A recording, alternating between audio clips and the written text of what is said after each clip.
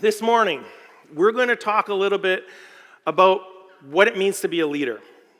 So, before we start though, if you were here in summer when I started, this just went over really well, a little bit of audience participation to start out with. And to keep that going, I figured I would just ask the question, and you need to answer.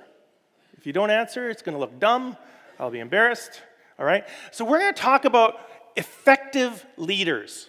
Effective leaders. So I want to know, who was an effective leader in the Bible? We'll just make a little list. Effective leaders in the Bible. Moses.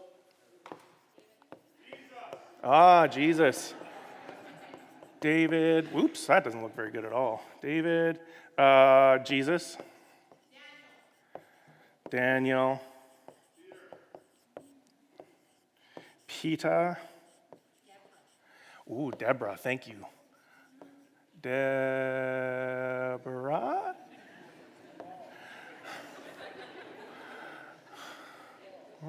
I don't know if that's right.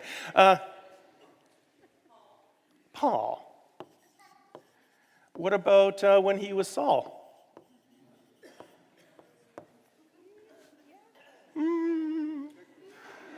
Who? Malachi? Okay. Sure, we're just naming people now. Just pick a book of the Bible, throw it out there, right? Naomi, thank you. I want more women up here. Esther, there we go. Esther. Ruth, good. All right, let's look at this. Now, I noticed something here. I did not say, name the moral leaders of the Bible. I said name the effective leaders of the Bible. Satan.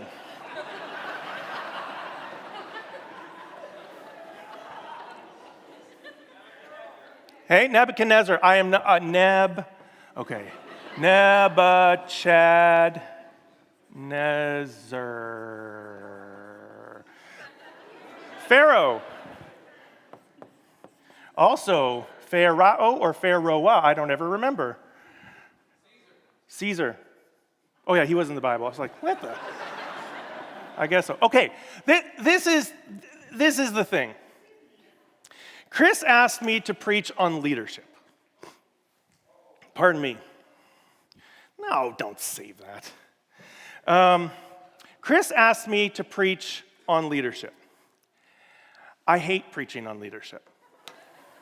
I'll tell you, I didn't like preaching on humility either, but I really don't like preaching on leadership. And I'm going to tell you why. Guys, can you go to the PowerPoint now? I'm going to tell you why I don't like preaching on leadership. See, I don't mind teaching on leadership when I'm at leaders' nights. That to me, fine, no problem. I've done that for years and years and years. But I don't like preaching on leadership for these two reasons. Number one, the Bible is not a leadership book. It is not a leadership book. That's not what it's intended to be, at least not primarily. And this is so important to keep in mind, as you're going to see in just a moment. The other thing is that, I should turn on my clicker probably. Oh, it is on. No, it's not. The other thing is that whenever you say you're going to talk on leadership, people stop listening. Virtually immediately. Partly because it's boring, often, but also because we don't understand what it means to be a leader. So what do we do about that? See, here's the problem with taking a very ancient book. Oops, not yet.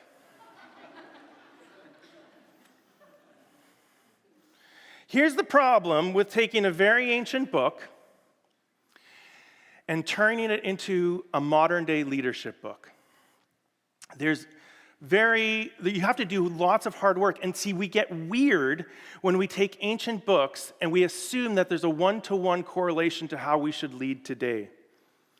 So it's true, and not only that, but like you found out, it's a leadership, like you can learn from the leaders, there's lots of bad leaders too, right? There's a book out there called The 48 Laws of Power by Robert Greene, all about leadership, how to have influence, actually how to manipulate people. which is just a small degree off from leadership. He looks at all sorts of leaders, whether they were good or bad. What did they do to lead? So when we talk about the Bible as a leadership book, I go, I don't know.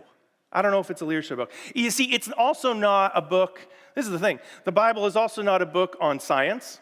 It basically gets everything wrong in every ology you can imagine. Like biology, geology, geography, everything. Astrology, astronomy, everything. It gets it all wrong. It gets all weird, okay? Because it's an ancient book written in an ancient context. So you might think, well, yeah, but we could learn from, a guy like Moses. Really? Because there's so much in your life that is the same as what Moses went through? You were floated down the Red River in a basket. You were swept out of the river by the mayor. Like, I don't know. You led, you killed a slave master in ancient Egypt, ran away for 80 years, well, for 40 years. You were 80 years old when you called back into leadership, and you can relate to that? It's very hard. It's extremely hard. If you want to know how to lead, that is. If you want to know how to lead, it's a hard thing. It's a hard thing. Like, for example, if we took leadership lessons from the Bible, the guys who own Toyota would defeat their competition at Honda by marching around their dealership 7 times. And this is what would happen. Right? That's what Joshua did. You want to know ridiculous things about ancient leadership? When it's modernized, you get weird things. I remember when Alex Metallic came to Southland the first few times, he said some preachers, people are very suspicious of Christians in the West because some preachers had come to Africa, to poor parts of Africa, and told poor people in poverty that if they just walked around the bank 7 times, that money would appear in their bank account. It's nonsense. It's absolute nonsense. Now, it's possible that you might be able to look at certain leadership qualities, what made the person a good leader. But even that gets really weird because do you know what by the way, the Bible is also not really a great parenting book. Do you know what the Bible says you should do with a rebellious son? You should stone him. Now, fortunately, the AI that I was using could not put a stone in the hand of the father, so they're just laying beside him because he was a bad shot. But I want you to think about this for a minute. This is how weird it gets. And we say, no, you can learn all about parenting from the Bible. I go, well, only certain things. You can't take it at the letter of the law, otherwise you'll end up with weird things like this. It's very dangerous to do that. And I was very nervous about putting a smoking kid up here, but then I did it on purpose. Because in the back of my head, I said, I just wonder how many kids, when they were 13, were found out by their parents smoking a cigarette behind the shed. Now, I won't ask for a raise of hands because I know that your kids still have the illusion of your perfection. Lots. Rebelliousness takes all forms. This is the problem. You see, we have to be very careful with leadership lessons. We have to modernize it, put it in a contemporary setting. We have to make sure that we can parse out what still is applicable today. And this is how I do it, and this is how we're going to do it today. We're going to think of it this way. The Bible is not a how-to-lead book. It's a how-to-be book. That's what we're going to look at today. The Bible is not a how-to-lead book, but a how-to-be book. Now, by the way, I should just tell you, all those things that I mentioned, parenting, leadership, even history, those are secondary to the Bible. Because what the primary message, and that doesn't mean they're not important, okay? So don't hear me saying that. But always remember that the primary purpose of the Bible is to explain to us who God is and how he relates to his people. Everything after that is kind of like, well, it's interesting.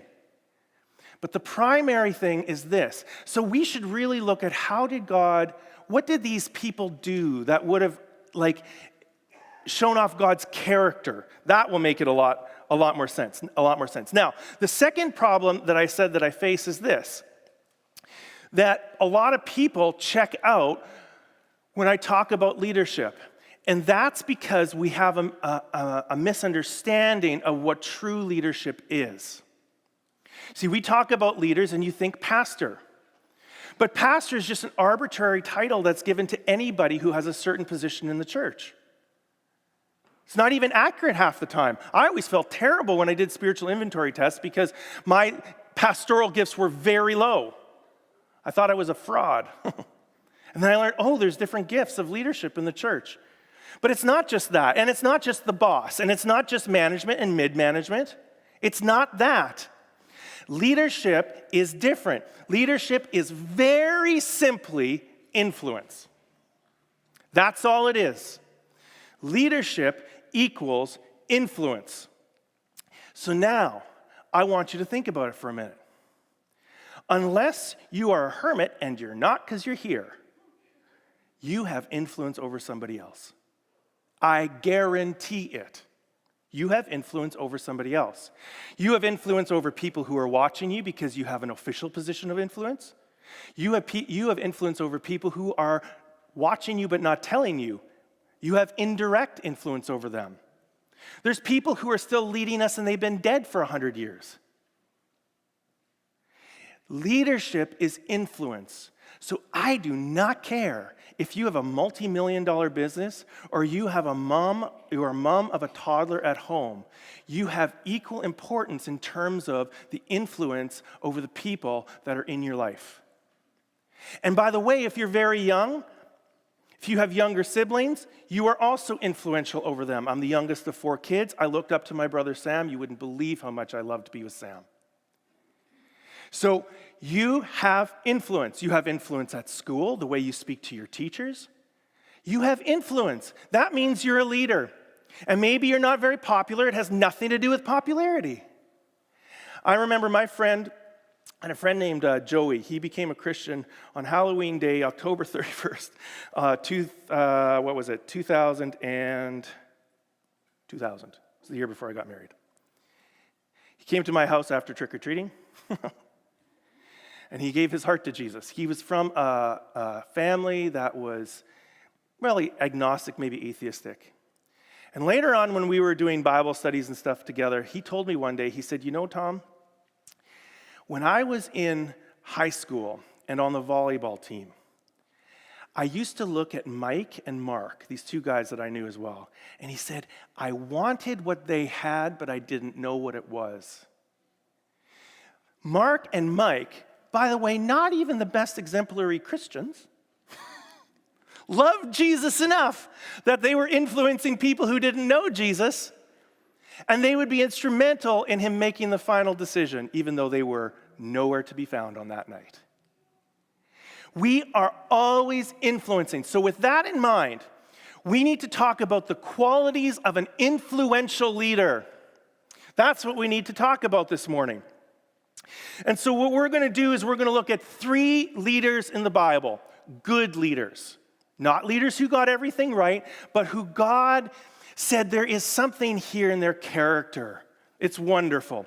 And so these are the leaders we're going to be talking about. The first leader we're going to talk about, he was called to lead a nation. He didn't want to do it because he had a speech impediment. Who am I speaking about? Moses. We are talking about Moses. Moses was terrified. By the way, he was 80 years old. We forget that. 80 years old and finally graduated to the point of being a significant leader. We're kicking politicians out when they're 80. He was just getting in. But they lived longer. Moses led big crowds. He was an influential politician and a prophet. In fact, he could do magic tricks. It's very cool with the kids. Unpopular with the Pharaoh. See, I relate to Moses in some ways, just some. I've led very large ministries. When I became a pastor, I was called to ministry in 2001, 3 months after we got married. I'd never thought about becoming a pastor before that. I worked at a place called Eastview Community Church on the north perimeter of Winnipeg. I remember meeting with their youth pastor. By the way, Lauren Pearson was the senior pastor there. He was the one who hired me. Some of you remember him. And Zach Pearson, his son, was in my youth group. So was Adam Jarvis. You might know him too. There's lots of people who followed out this way. But I remember talking to the youth pastor there, Steve, and I said, well, how big is the youth group? And remember, I grew up in Niverville, so we had 25, on a really good day. He said, well, you're going to start with, last week we had 47. I went, what? 47? 47. And by the time I left 3 years later, it was at 100. No, 4.5 years later, it was at 100, and then I came to Southland, and oh my goodness, so many kids, because Donovan Friesen was there, and that guy attracts people. I probably lost a few after I took over from him. Eventually, I was in charge of 1,500 kids on the weekend, grade 8 and under, 17 staff. It was incredible. Now, I'm a solopreneur. It takes me 8 seconds to walk to my office and start my business day. But I relate to Moses a little bit. The next person we're going to talk about, she was an immigrant who saved her mother-in-law by following along. Who am I talking about? Ruth. I am talking about Ruth. Ruth went with her mother-in-law after personal tragedy. She was a servant leader, which she did what Naomi couldn't do, what her mother-in-law was too old to do. And her selflessness caught the attention of Boaz, a leader in the nation of Judah. Her simple loyalty brought her into the genealogy of Jesus Christ. Imagine that. She wasn't even a Jew. She was a Midianite, Moabitess. That's what she was. They weren't even in favor. And yet she followed and she adopted the gods of her mother-in-law and her husband before he passed away. You see, that's also leadership. She was faithful when nobody was looking. You wouldn't have thought of her necessarily as a leader. The part I relate to in Ruth is the fact that she did the right thing, and it didn't even seem like she had a direct word from God. Sometimes we just have to do what we know is the right thing, and we don't have to wait for a directive from God. We just have enough to work with. We've said goodbye to 4 kids in our home. We're foster parents. We said goodbye to 4 kids we were told we were going to raise. See, we've had 30 foster children, but for a long time we were just helping them out, and we were doing triage is what we were doing for CFS. But 4 of them we were told we would raise, and they left our home. You have no idea, unless you've been there, what that is like. And yet, we have to silently obey. We have to silently keep going. I relate to that in Ruth. No one's going to think of Ruth as a great leader, and nobody might see us as leaders. But we do what you keep doing. You do what you're called to do. And then the last person we're going to talk about, he was a loner who disobeyed God and did not do what he was told to do. He was moody. Who might he be? Jonah. But because that's a copyright infringement, we will use this one. And it was a terrible resolution. I relate to Jonah because I too am moody and sometimes wish my enemies would just fry, and I know that's wrong. But I am human. But we're going to look at him because he got a lot of things right as well. What are the 3 lessons we can learn about great leaders of influence? This is what they are. All of these leaders had passion, obedience, and courage. And these are things that in the right hands, God can really work with. He can really work with. So I want to start by talking about passion. Now, passion is an interesting thing. This is my mother's family, the Ents family. They grew up in, somewhere south of here, like Altona, Gnadenfeld, a whole bunch of other felds. My grandfather, he was born in 1905. He would have been very old today. And this story is about my grandmother, Oma Ents, and her second youngest daughter, Auntie Edna. This is my mother, adorable as anything. 17 years separating my mom and her oldest sister. Ooh. There's a story that I was told growing up that my mom always thought was her, but we found out later it was actually her sister, which is really funny because my mom told it in the first person, as if it was her. If you live on the farm, and I grew up on a farm, you know that after harvest, there's often hay left out, especially if you have flax fields, right? And my dad he had this great big contraption, he'd push all the flax together. And then we would go and we'd burn it. And at that time, you were allowed to burn at night when it was actually fun still, right? So we'd get on our dirt bikes and we'd be ripping around the field. We each got our own lighter. This is not about the story, but we used to do this game called Last One to Jump Off, where you'd sit on top of a stack of flax, and somebody would reach way in and light it in the middle. Last one to jump off, dead.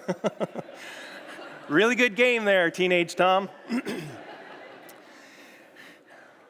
One time, my grandmother, my Opa, in addition to being a teacher, he was also a farmer. And so it was after harvest, and they were burning the stubble off the field. And my Oma was doing it, because my Oma was she was very active, she was very involved. She was an amazing, strong woman. And on this day, I have one time lit a field that got away on me. It is terrifying. It is terrifying when a field gets away on you. And what I mean by that is the wind takes the fire, and you no longer have control. She was on the field. Edna was in the car, and the fire got away on her. And she saw where it was going, and it was going to pass into the car. And so she went, and I don't know how old Edna was at the time. I think she was a toddler. But she locked the door, and my grandma couldn't get her out. And she burnt her hands trying to get Auntie Edna out. Now, you know that these fires burn quick, so the car did not burn, there was no death, but my Oma was injured. Why do mothers injure themselves for their children? This passion takes over them. They do things they would never have done before. Jean Valjean can lift a wagon off somebody in the moment of crisis. Passion. That's defined this way. It's a strong, barely controllable emotion. It's that thing that you feel when your significant other gets off the plane and you haven't seen them for a long time and you just want to jump out of your skin to go and run and kiss them.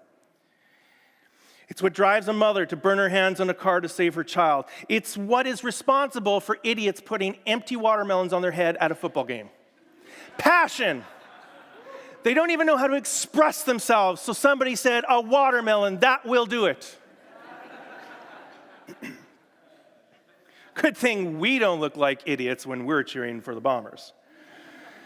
With Bombers misspelt on your stomach.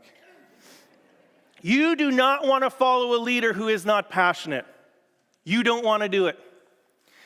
David speaks about zeal for his house consuming him.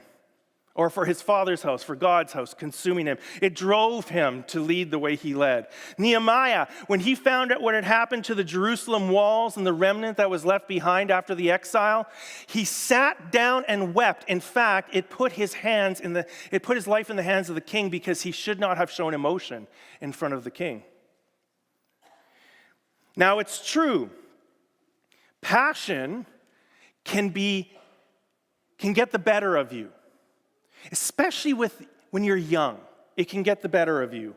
But sometimes I think as we grow older, we lose the passion of the young that we felt when we were in our early 20s.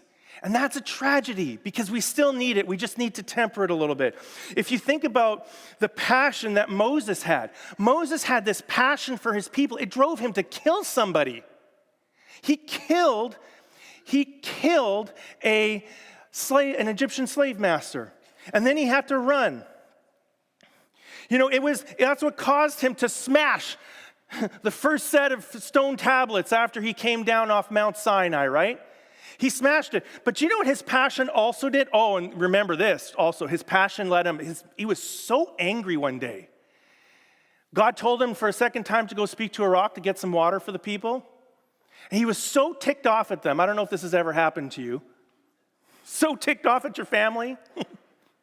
Just went and he struck that rock. Disobeyed. Passion. Yeah, it turned into a temper sometime, but you know what else? Roughly around here, God was about to destroy the Israelites because he was so ticked off with them. God, Yahweh, was furious. And you know what the passion of Moses caused him to do? To intercede between Yahweh and the disobedient people down in the valley. That happened several times. That same passion that got him into trouble saved a lot of people. You don't want an unpassionate, not passionate person. You don't want them. Jonah's passion for holiness actually drove him away from Nineveh. But a passion for holiness is not a bad thing. But the same passion for holiness is what gripped him when launched himself into the sea to save the sailors and into the mouth of the Megalodon. Where's that? Oh, I had a picture of the Megalodon. There it is. Because that's what I think swallowed Jonah. Passion will get you in trouble from time to time, but it's still better than being passionless. Now, lest you think for a moment that you do not have a passionate pastor. Oh, Chris comes off as so even-keeled. I have seen his passion unleashed upon me. I remember one time, and when you put me, a passionate person, in a room with another person who's passionate, and we do not see eye to eye, discussions erupt. And I don't know if you remember this one, Chris. You probably do. Donovan Friesen was in the room too. And Donovan is passionate in a different way. And I remember him kind of sinking into his seat as Chris and I had a discussion. And I said, Chris, that's nonsense, what he was saying. Only I didn't use the word nonsense. And then Chris said, well, then it's nonsense, except he didn't use the word nonsense, and he said, now get out of my office. And we're best friends. Passion. You want a leader with passion. Yes, it sometimes gets them in trouble. It really does sometimes. But the alternative is so boring. And you want somebody who's driven not just by passion. You want a specific type of passion. A passion for injustice. If you want to know, okay, you say, oh, I'm a very passionate person, but it's a temper. I have a temper. No, that's different than what I'm talking about. If you can channel that passion towards injustice, then you will move nations. So, what am I passionate about? Oh my goodness, I'm so passionate about caring for the least of these, the children in our province who don't have a place. I'm so passionate about this. It infuriated me in spring when there was a little baby born and we were called and we cannot take any more kids. And they said, we do not have any more beds in the province. It drove me crazy. And in fact, I got angry. I actually got quite angry. Where are the people? That's passion. It's good. You know why a passion for justice moves people more than anything else? It's because it matches what God cares about. See, God says God in his holy dwelling place is a father of the fatherless, a champion of widows. God provides homes for those who are deserted. He leads prisoners to prosperity. You want to put your passion into something that is truly influential, align it with the things that God is passionate about. You see, you go, well, I got a passionate boss, but he's always angry. And that's not what I'm talking about. You've got to direct it in the right place, or it's not a good thing. My favorite chapter in the Bible, Chris preached on it, I think, in spring. Isaiah 58. It's the one where it says, we fasted and you haven't seen, we prayed and you haven't noticed. And God goes, what are you thinking? You think that I want fasts? They were passionate about fasting, but not passionate about the poor or the homeless. They weren't passionate about those who were hungry. They weren't passionate about those things. And God says, if you will become passionate about the things that I actually care about, guess what's going to happen? Some of you will rebuild ancient ruins. You'll restore foundations laid long ago. You'll be called repairer of broken walls and the restorer of streets where people live. And to me, this is the reward of a passion that is directed in the right way. Can you imagine that? Can you imagine being called to join in a leader who does that? Now, what about Ruth? Did she have passion? My friends, I guarantee you, there is no way that she left her country with her mother-in-law and went to a place that she didn't know if she did not have passion. Her loyalty, her love, her affection for Naomi, her fear for what would happen to this elderly widow. That drove her along. By the way, I know Naomi did not have glasses. For the life of me, I could not get the AI to take it off her face. And it was very late, and I said, whatever, she's got glasses. Passion drove Ruth. All right, so what does this mean? What's the application? Well, when I started speaking, I said that leadership is influence, and that all of you have influence. So what I want you to think about is one person who you lead because you have influence over them, and I want you to think, do they know what stirs my heart? Do they know what gives me a righteous anger? Do they know the things that cause your heart to explode and your blood to boil? If you're serious about influencing them, leading them, you'll let them see what you care most deeply about. Do your children understand why you serve at church? Do your employees know that you set aside profits for charities? Do your friends understand why you miss the party because you're caring for your grandparents? Do they know that? And if the people you have influence over do not know that, you need to communicate that, because that will motivate them to follow you in a new way. Now, the ultimate test of passion is whether you can use it to influence other people to a similar passion. But here, I don't mean rallies. Rallies and marches are fine to raise awareness on an issue, but never confuse inciting a large cheering crowd with making a real difference. For that, you need to impart obedient action. So we can get fired up in church, we can be excited about what we're learning, we can enjoy the worship. But if it does not incite obedience in our lives, then the leadership is not working, no matter how passionate the person is on stage. Make sense? So let's talk for a minute about obedience.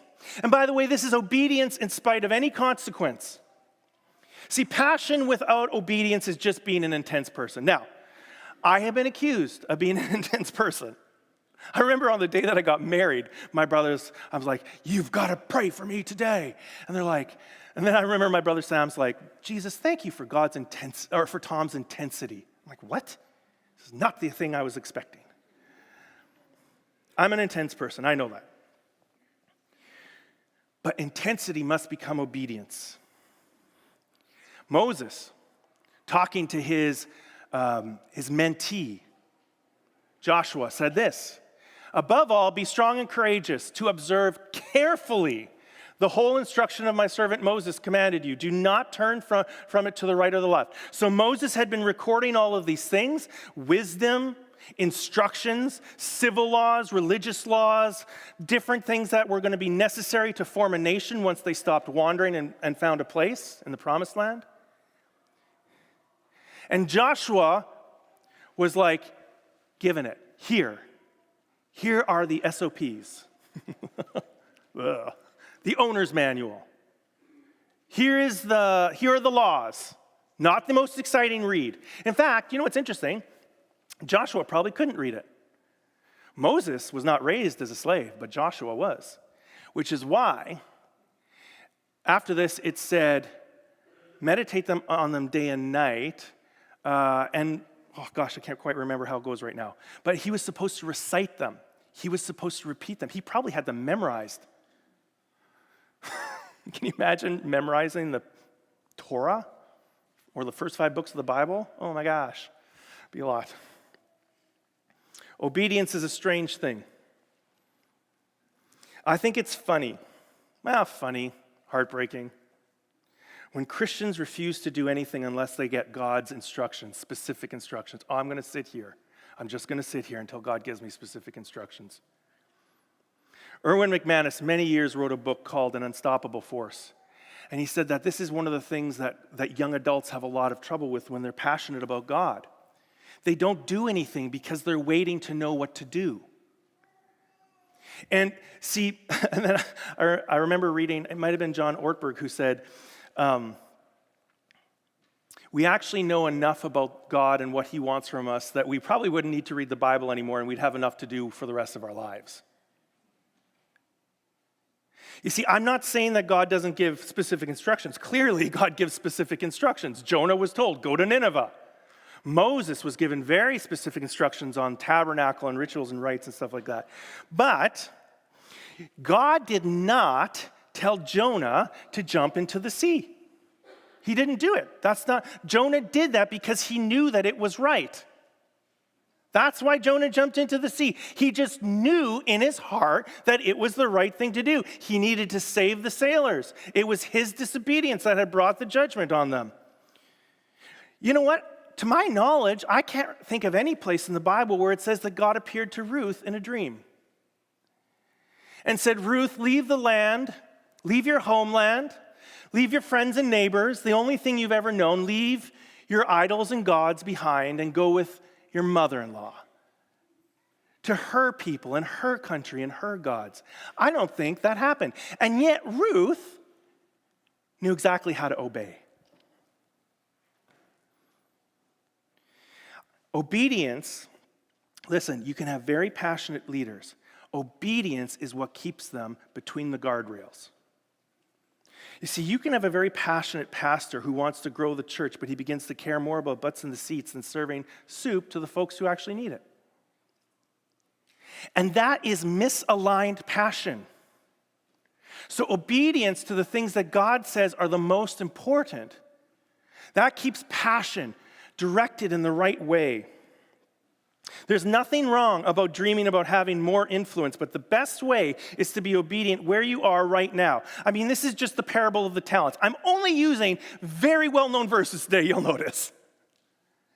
We know this verse. Everybody got a little bit of different money from their boss. They were supposed to do something with it. All of them did, except for the one who was scared he hid it. He got in trouble. The others said to them this. His master said to him, well done, good and faithful servant. You were faithful over a few things. I'll put you in charge of many things. Share in your master's joy. When we are obedient in the small things, even the things we're passionate about, guess what happens? We get influence over bigger things. One time, we had this little guy come to our home.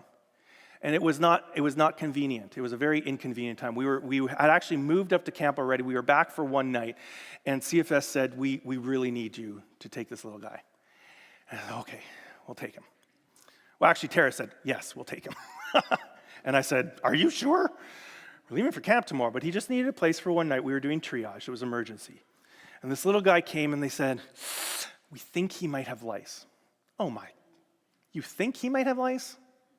Oh, when we put the treatment in, that lice was swimming in his hair.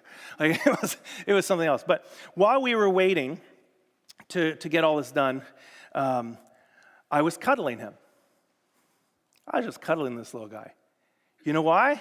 Because it's the right thing to do with a kid who's very scared and in a strange place. He was very little. He might have been a year old. I don't know. He was very scared. What are you going to do? Oh, you got lice. Can't hold you. Nah. I held him. I figured the worst, it's not bed bugs. Then we found out they had bed bugs too. I was like, oh no, I cannot take this. Lice, so what? I'll shave my head. You know what's interesting? When the social workers had to come back. Now I know these social workers. One was very, very angry about Christianity. Antagonistic towards the Christians. And you'd never know that. I mean, she was very appropriate. But you know, they came into our home and I was cuddling this little guy, and they knew by then that he had a lot of lice. I was just cuddling him while we were waiting to treat it. You know, it's very rare for a pastor, a Christian, to be able to get along with, CFS. There's lots of rifts there. It's difficult. We learned later that one of the reasons I was invited to train all of the social workers is because of the two that had been in our home seeing me cuddle a boy with lice. I would never have thought about that. Do you know that I've been able to train all of the social workers in our agency and many others in Winnipeg because we were faithful in the small things. And by the way, when I talk about these things, a lot more credit goes to my wife. She is the one who day in and day out deals with them, the kids, the workers. Faithfulness. I get to stand on stage and tell you a story. You may never get to do that, but it doesn't change the fact that God's asking you to be faithful with the passion that he's given you. And it will open doors. So I want you for a moment now to think about the people that you have influence over. A friend at school, your family, your parents. And I want you to think, do they see you obediently acting even when the obedience costs you something? Do you allow your kids to see the check that you write to the charity you support? Do they see you apologize when you're wrong? That's influence. Do your friends see you go back when you accidentally forget to pay at the restaurant and knew you could get away with it? Do your employees know that the CRA audit is the least worrisome thing to you because you have integrity? Obedience. Do the people who follow you know that? Now, very quickly, courage. I don't think that courage comes before obedience, although the case could be made. I honestly think that courage is a product of obedience. Once you've obeyed with no promise or guarantee, then you start to say, that felt good. God was on my side. That was amazing. You see, Moses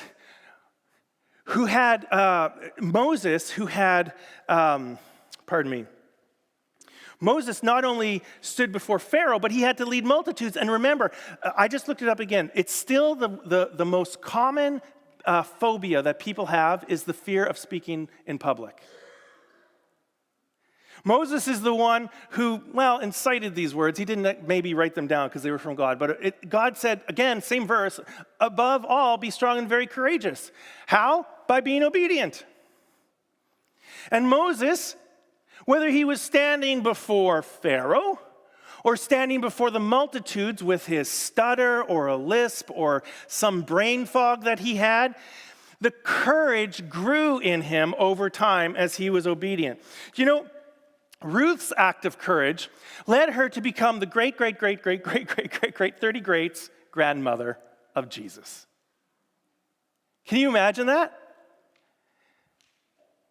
Her obedience, that never would have happened because if she hadn't gone with Naomi, she would never have met Boaz. And yet because of her courage, she courageously obeyed what she knew was right. She was grafted onto the family tree of Jesus Christ. It's incredible. You know, my dad, I once was critical of my dad. I've been critical of my dad more than once. But one time, he was always on church boards. And I remember when he told me, he said, Thom, I'm stepping off the board. I said, why?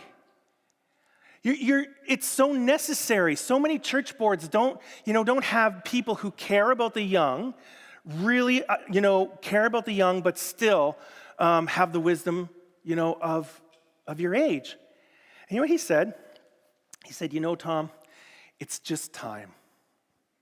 It's time for me I don't ever want to stand in the way of the progress of our church. Never. Do you know what that is? Courage. The ability to step out of one public position of leadership into a different kind of influential role is courage. I'm so grateful for a father who demonstrated that to us. So who do you influence? Do they see courage in you? Do they feel courage from you? Are they like, Joshua going, I've got to lead these people. They're a mess. But because he's been following as the right hand of Moses, he feels the courage. I want to encourage you. If you don't feel passion, or if you struggle to obey or you lack courage, everyone does at times. Moses certainly did, and so did Jonah. Remember that God is far more interested in the trajectory of your character than he is in the perfection of your character. He cares far more about where you're headed than where you've been or where you are right now. The very first verse I ever memorized, well, one of the first ones I memorized with my youth pastor when I was a teenager, was this, Philippians 1, verse 6. I am sure of this, that he who started a good work in you will carry it on to completion in the day of Christ Jesus. Now, if you imagine that the good work that God is giving you is to have influence or leadership over people, then the same one who's giving you that influence is going to help you complete it. Because I know what happens when you sit in church. I know what happens when you read these stories in the Old Testament. See, we have the advantage of seeing all of the highlights compressed into one highlight reel. But if you were a football player and you only ever watched the highlight reel, you would never get an impression of the practice, of the sacrifice, of the tears and the broken bones. We only get to see the highlight reels. You only get to hear the highlight reels. You don't see the long stretches in between. When you have to say, God, I feel not up to it today. And then you just need to lean on another verse that says, don't worry. God's got you.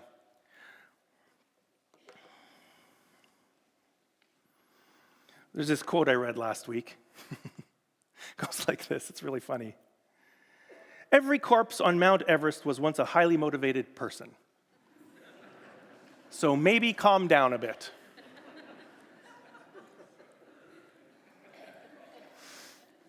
You never start with Everest. You start much smaller. You start with Abe's Hill. And then you go in search of the next thing to conquer. And the same is true for the influence that you have in your life. You start where God has placed you, where there are people around you right now. But remember, it only takes a little seed to get your imagination firing, right? And if I were to say anything, any place to start with identifying with start thinking, reflecting on the things that cause your heart to stir when you see them in the news, on the street, in your family. The justice, the injustice. Start there. Ask God to give you direction on how to, ask him to increase the passion for that thing that he cares about. And very quickly, you will find yourself in a position to do incredible good in the world. So, live with obedience and courage and bring others along. Let me pray for you. Jesus, thank you for this chance to speak to my friends and my church family this morning. We are all in incredibly different places in our lives, different ages, different families, different jobs, very, very dramatically different. As different as Moses, Ruth, and Jonah. And yet they all exemplified these three characteristics that are the qualities that lead to a powerful leader. And so, Jesus, today in whatever small or large way, I pray, God, that you would lead us and give us ideas, that we would do the thing that we know is the most important to do, regardless of the cost. And God, please help us look forward to a day when we see you, maybe the only one who ever knew what we did, and you say, well done, good and faithful servant. Amen.